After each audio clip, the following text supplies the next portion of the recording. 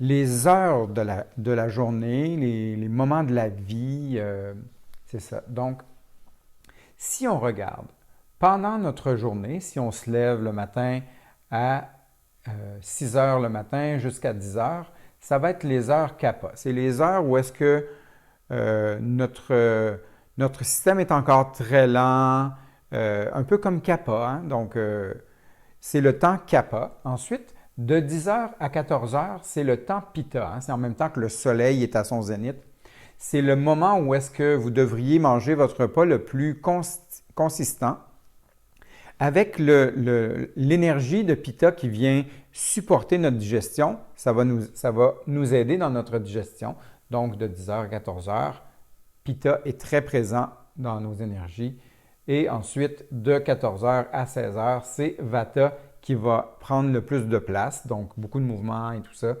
Euh, et on devrait avoir mangé autour d'ici le soir pour éviter de se coucher le ventre plein, mais de profiter surtout de l'énergie de Kappa qui revient de 18 heures à 22 heures, qui vient nous ralentir, hein, pour pouvoir éventuellement aller vers le sommeil et bien récupérer, hein. Donc, on profite de l'énergie de Kappa qui vient ralentir les choses. On lâche notre tablette, on lâche la... bon, c'est sûr que souvent on a tendance à vouloir se faire plaisir en regardant un film ou en... euh, bref, on se stimule un peu, c'est du temps pour nous le soir. Donc, essayez, oui, peut-être au début, après le repas, donnez-vous un petit peu de temps pour digérer. Vous pouvez même aller faire une petite marche et au retour, peut-être faire quelques petits trucs de visionnement si vous avez envie. Mais évitez de consommer de la télé ou de la tablette ou les courriels ou tout ce qui est stimulant au moins 2 heures avant de dormir. Et dans l'idéal, hein, donc ce n'est pas une prescription rigide parce qu'il ne faut pas être rigide en Ayurveda. Donc, ce que je vous dirais, c'est dans l'idéal, on veut être au lit pour 10 heures pour bien dormir.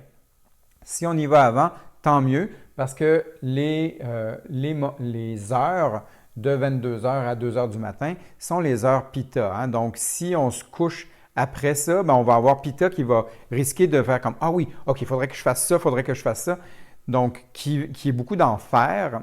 Donc, on essaie d'aller dormir avant pour que notre ami Pitta, qui est très performant, donc son énergie, ben, va nous faire performer dans le sommeil, hein. C'est le moment où est-ce que, OK, parfait, on dort bien, on récupère, on nettoie notre système, hein. Donc, la digestion s'opère, mais d'une autre façon. Donc, autant que quand on est éveillé, il y a de la digestion qui se fait. Donc, la nuit, on va monter la température avec Pitta et pour mieux nettoyer le système. Et de 2 heures à 6 heures du matin, donc c'est encore l'énergie de Vata qui vient prendre place. Et c'est souvent là pour les gens qui sont très Vata, qui sont en excès de Vata, vont avoir tendance à faire de l'insomnie, hein. Ils vont se réveiller vers 2 heures, 2 heures et demie du matin, puis oups, ils vont rester éveillés jusqu'à 5 heures et demie.